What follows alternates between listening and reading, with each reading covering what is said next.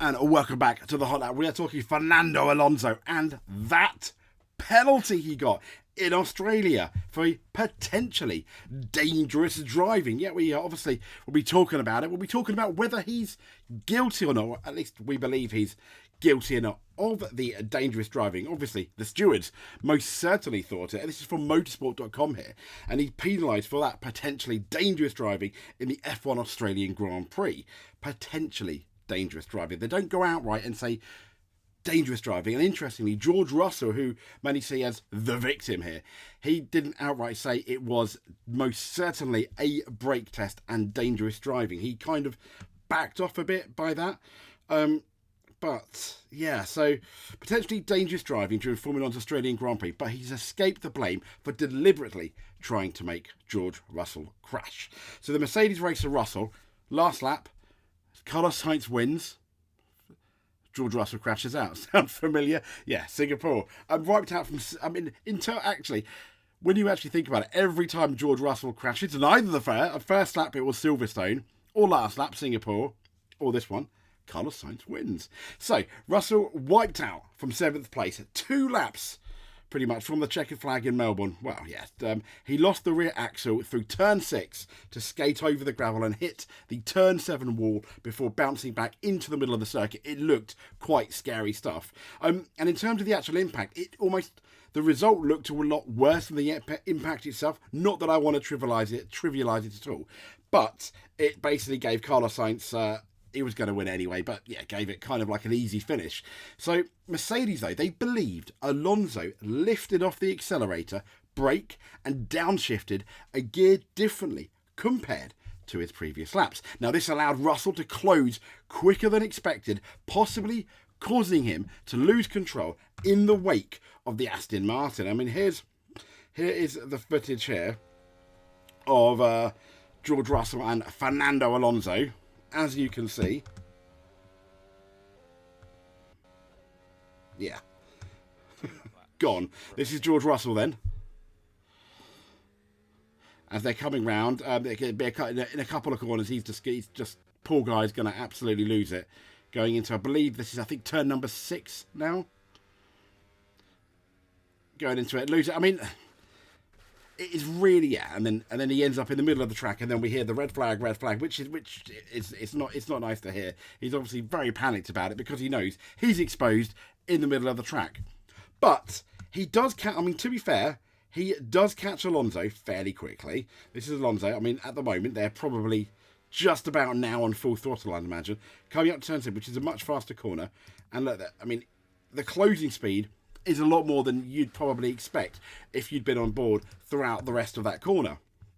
So, talking of that, the stewards have then, let me just get this. So, after a lengthy hearing with the FIA stewards, it's been determined that Alonso did alter his driving style in an extraordinary way to fulfill Article 33.4 of the sporting regulations. And this reads, at no time may a car be driven unnecessarily slowly, erratically, or in a manner which could be deemed to be potentially dangerous to other drivers or any other person. Now, accordingly, Alonso was awarded a drive-through penalty, but this was being converted to a drive-through penalty. We always said that's the one to do, but obviously it was right at the end of the race, so that 20-second reprimand, and that essentially dropping him from 6th to 8th behind teammate Lance Stroll. Lance Stroll beats Alonso at Australia, top headline. And it also helped a certain Yuki Tsunoda. So he's also lost the clean record on his FIA Super Licence via the addition of 3 penalty points. Alonso explained that he'd approached the corner differently by lifting early and carrying less speed, but this was to gain a better exit. Russell countered and saying that the move was erratic and caught him off guard, and that closing distance robbed him of downforce at the corner apex. And then this is what's so weird. When we think of brake testing, we think of Saudi Arabia, Max Verstappen, Lewis Hamilton, yeah. And now the Stewards Verdict, the telemetry shows that Alonso lifted slightly more than 100 metres earlier than he ever had going into that corner during the race. Ever had in that race.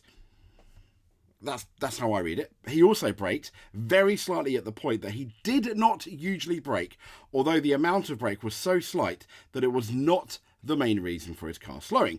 And he downshifted at a point he never usually downshifts. He then upshifted again and accelerated to the corner before lifting again to make the corner. Yeah, so weird driving. Now, Alonso explained that his plan was to slow earlier. He got it slightly wrong and had to take extra steps to get back up to speed. Nonetheless, that's a bit weird, isn't it? I mean, someone of Alonso's skill, and let's be fair, he is one of the best drivers. Top 10 debate, absolutely he's going to be in that. Top 5, potentially that too. But he got it slightly wrong and had to take extra steps to get back up to speed.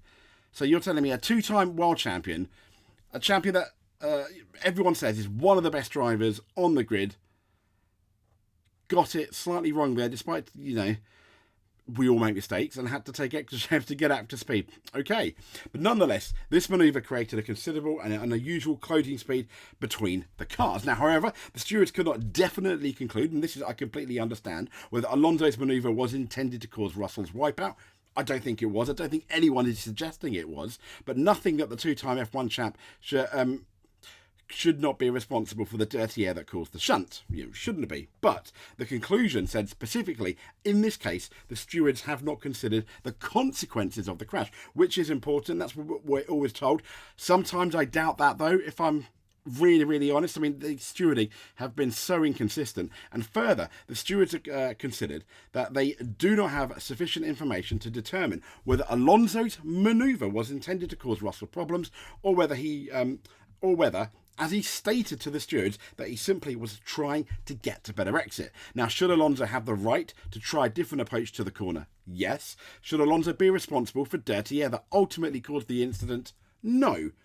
Completely agree. However, did he choose to do something with whatever intent that was extraordinary? For example, we got lifting, braking, downshifting, and all the other elements of the manoeuvre over 100 metres earlier than previously, and much greater than was needed to simply slow for the corner. Yeah, I agree. Yes, he did.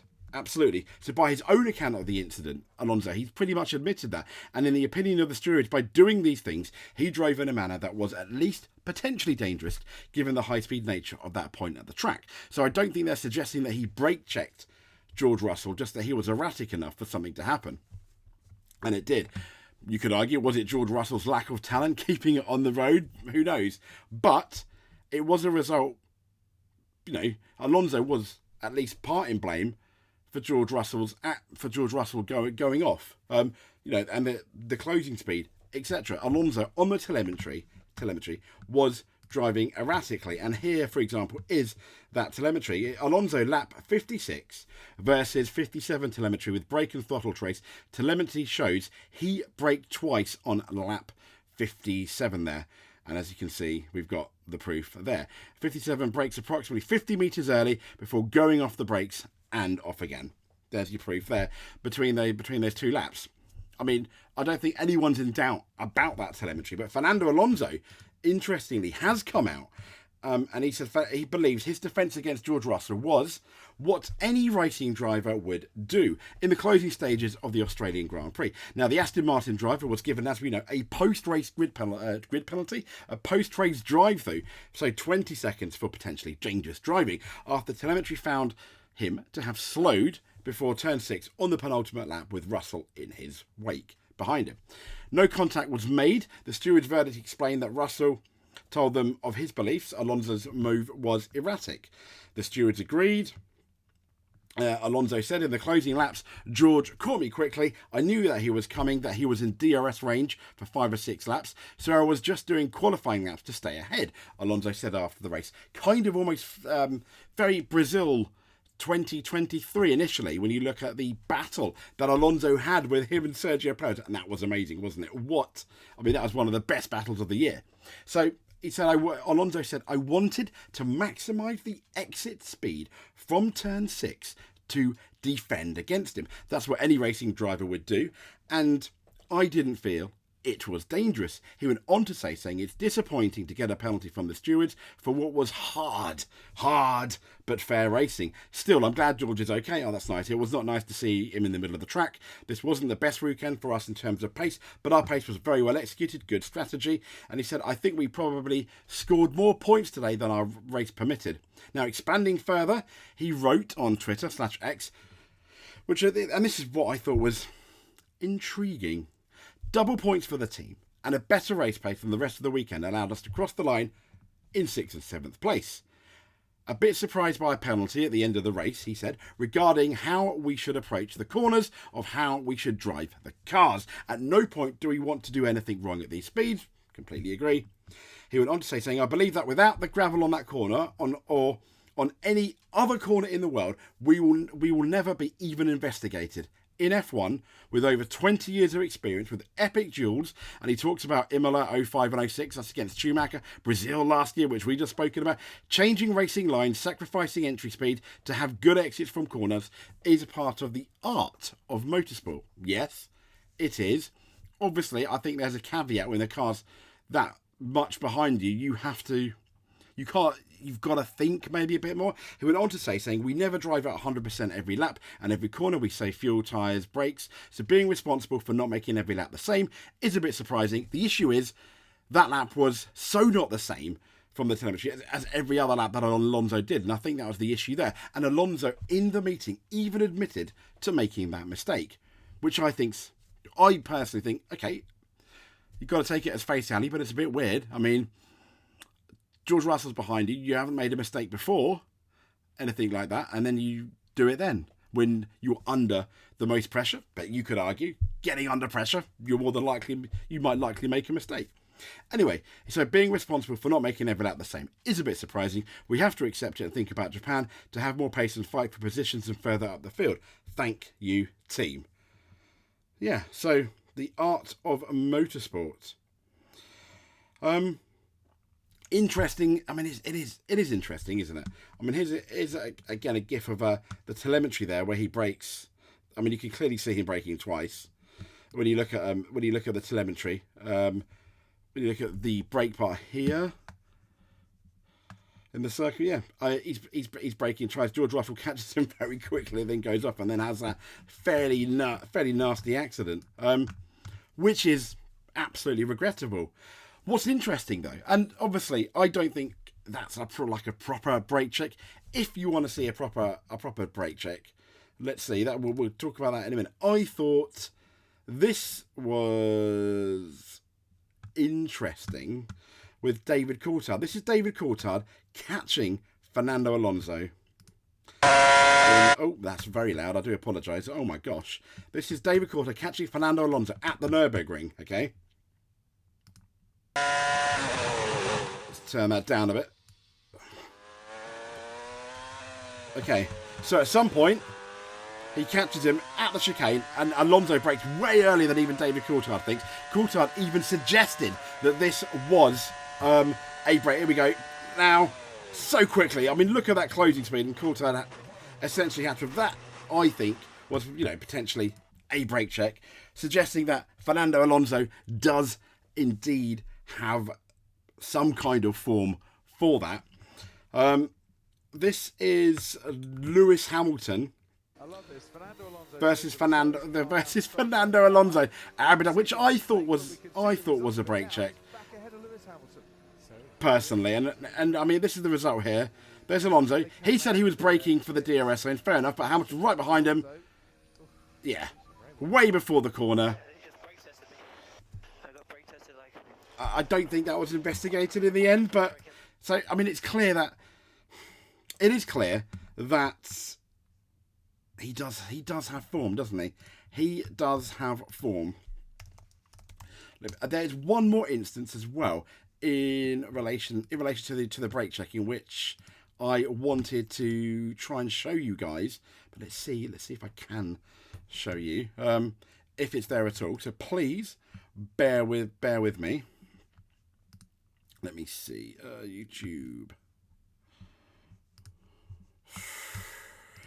I mean, like a lot of people thought it was quite a harsh penalty. which I completely understand why people thought it was a bit of a harsh penalty, but I still think it wasn't the worst thing in the world to do. So let's quickly, I'm going on my YouTube, because there was one, before we get into something else, there's one more video I would very much like to look at, but I'm now struggling to see that. Okay, here we go. So it's called, let me just say, brake test. Okay, it's Fernando Alonso, I believe, again. There we go. Brake. I'm gonna struggle to. CERBERIS 2006. Hopefully we find it. Here we go. Okay, this is also the other bit, which I thought was interesting. Alonso brake testing, I think, Robert Dornbos. He's Dornbos in the Minardi. He's clearly held him up at Hungary. Here's Alonso. He's obviously very upset. Goes past him. This is for, waves his hand and well, I'll let you be the judge of what he actually does here. Waves his hand, cross, weaves. There you go.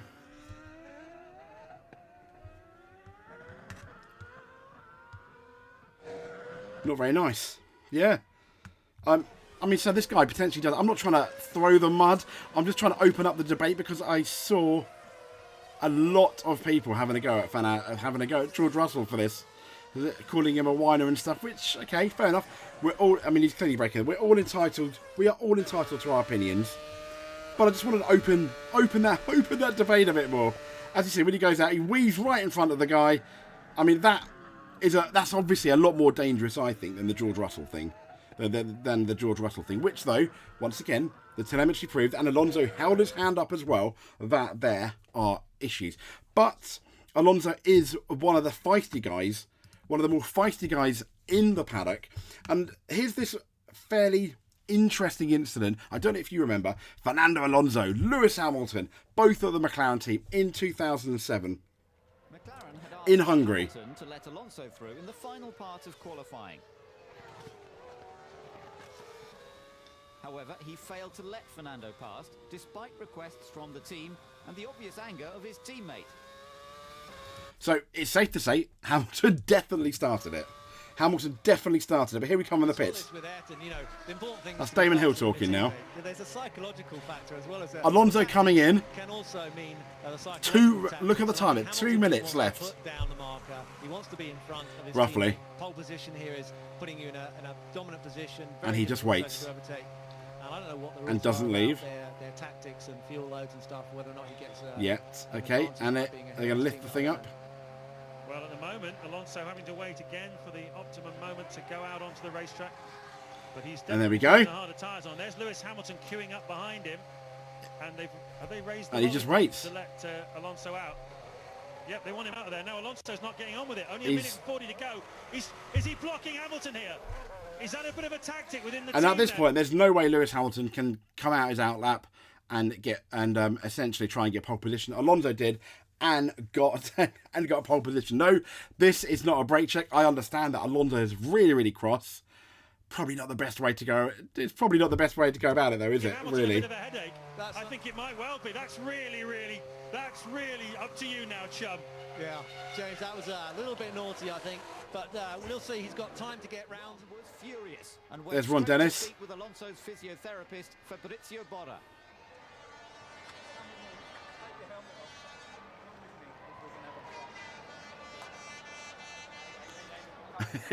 I can't hear what they're saying. We always stop. We wait for the countdown in the radio and we go. Sometimes it's 10 seconds, sometimes 45 seconds, like the first stop of today.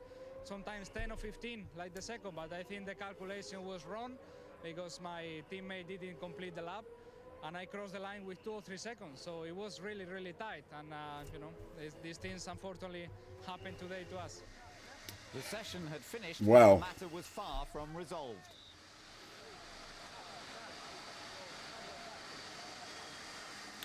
I mean, there you go. Alonso playing the innocent card there, kind of like he's done today. Today, you can make more of an argument. To speak to the FIA stewards on On this Saturday occasion, night. I don't think he does not have an argument at all. But obviously, there was a lot going on behind the scenes at McLaren there. Loads of people under pressure. No one is perfect.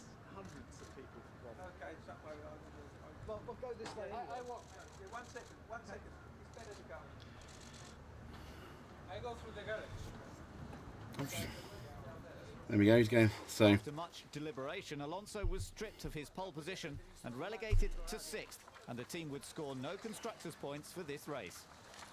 oh wow, I didn't realise that. That's savage. But there we go. So, I mean, Fernando Alonso, was he guilty of something? Yes, he was. Was he guilty of completely brake testing? No, I don't think he was. Did he do it on purpose? Well, he certainly knew what he was doing, I think. I don't think it was the mistake he thought he made, but I also don't think he intended George to go off like that. He was doing what he thought was best, and I think you can make an argument. Maybe he was being a bit irresponsible, or do you think he was absolutely innocent? George Russell moans too much. That's pretty much the general consensus I've seen on social media. I think Alonso was a bit irresponsible, personally. Once again, it wasn't the worst thing in the world. I understand why the stewards gave him a penalty when they looked at that telemetry, but it definitely wasn't, I think, the brake testing in the sense of some of the stuff you've seen here, brake testing at Saudi Arabia with Max and Lewis. That most certainly was not the case. So, if you made it to the end, like and subscribe if you can. That would be amazing. And stay tuned for the hot lap and all the F1 news, etc. Thank you very much. Speak to you soon.